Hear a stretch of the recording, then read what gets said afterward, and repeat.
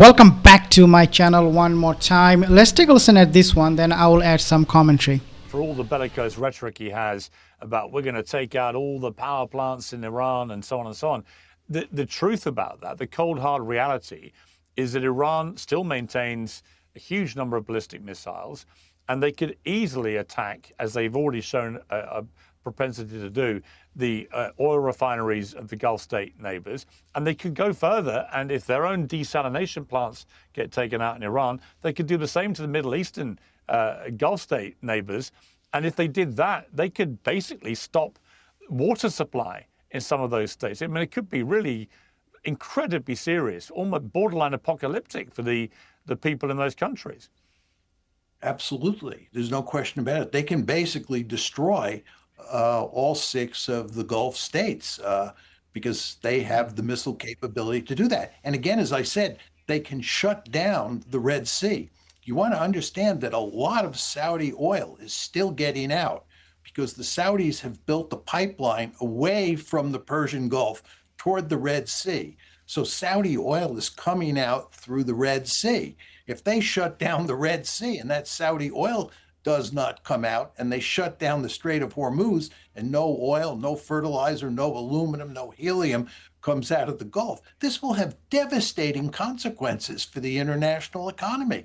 I mean, that will be pretty much the end of international commerce, trade, energy supply, not just in the region, but also throughout the world. That will be the end of United States empire. And at the same time, you want to understand that if we do use military force against Iran, not only are they going to retaliate, but they're not going to throw up their hands and surrender. The Iranians are nationalistic to the core, and furthermore, they view the United States and Israel as an existential threat. And that means they'll fight to the last person before they surrender. So we have no war-winning strategy, and we have a powerful imperative to just shut this one down as quickly as possible.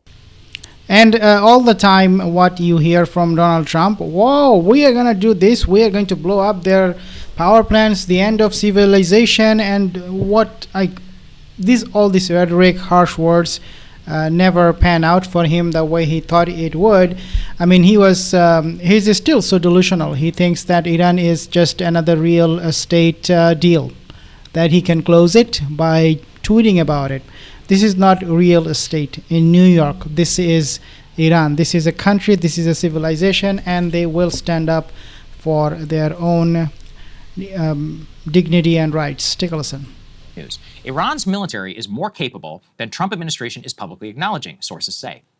The head of the Defense Intelligence Agency submitted a written statement ahead of a House Armed Services Committee hearing that says Iran can still inflict damage. Quote, Iran retains thousands of missiles and one-way attack UAVs that can threaten U.S. and partner forces throughout the region, despite degradations to its capabilities from both attrition and expenditure. So for those of you who don't know, the DIA is kind of it's like a private CIA, but for the Pentagon. So it's a very reductive way of putting it.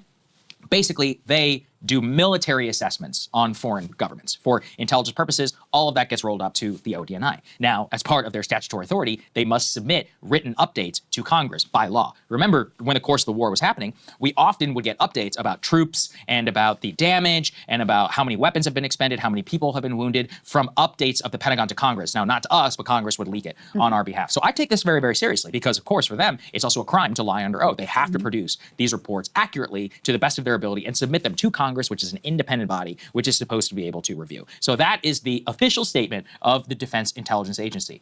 And that's not even based on, some anonymous source says. This is a written, on-the-record statement from the DIA to Congress. Here's how the White House reacted. Let's put this up here on the screen.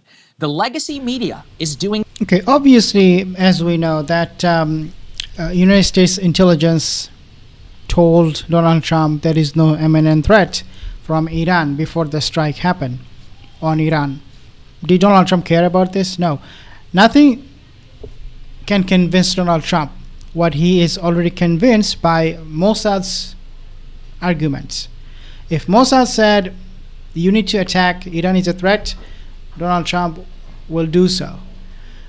Donald Trump doesn't work for the United States. He works for Mossad, who blackmailed him through Epstein files. plain and simple. And that's why you see all of this DIA, CIA, they're all useless for Donald Trump. They don't even exist in his world, because he, even if they do speak with logic, evidence, he is just going to override them. He's just going to ignore them because of his Epstein connection, and Mossad has a lot of Epstein files that they can release, and he will be in no time impeached and will go to jail.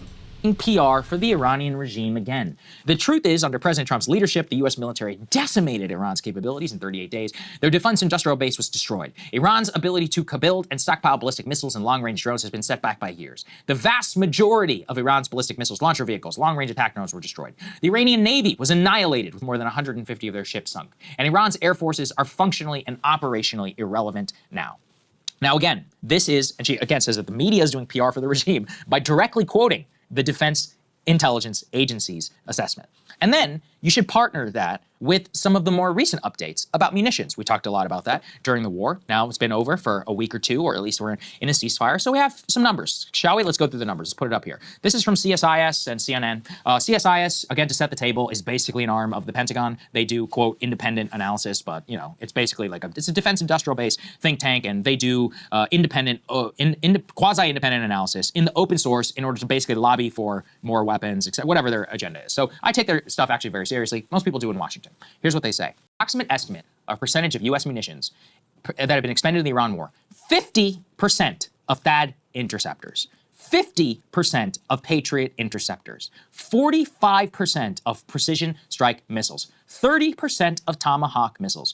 20% of joint air-to-surface standoff missiles, and 20% of standard missiles. The single most troubling one right there is 50% of THAAD. Remember how much we talked about that, how important that system is for any potential war in Asia. And remember, I'm not just talking about some, preemptive war or whatever. I'm talking about Japan and South Korea, the countries which we stripped some of these THAAD interceptors out of. Remember also that we fired hundreds of them just in the 12-day war, and we only acquired, a few dozen or so over the last 2 years. The production. This is actually, this should be by now game over for Donald Trump. He should be removed from office ASAP because, again, he's compromised.